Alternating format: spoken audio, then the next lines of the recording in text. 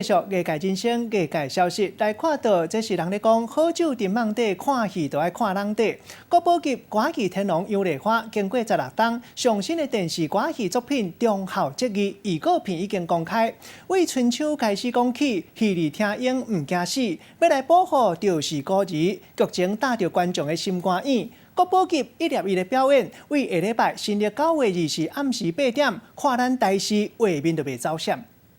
我听伊啊，誓死也要为国除害。让12年国宝级歌戏天王杨丽花搁回来啊！24号暗时啊，就会当伫台视看到国宝的风采。太后要杀我，敢讲你要抗命？全新的预告靖国三强，杨丽花搬新衣听英，拼死要保护就是故里，演技真在北。杨丽花这回唔拿做演员，伊嘛是总制作人甲总导演，要用国宝级的表演登来电视顶的。各位江山，今早晚是我的。你要做丞相？大安国。全新8点档忠孝节义，唔拿伪装甲头章型真讲究，阁有用到电脑技术，传统甲现代小结，互规出戏的集数加几落集，希望会当阁看到过去食饭配歌戏的光景。记者综合报道。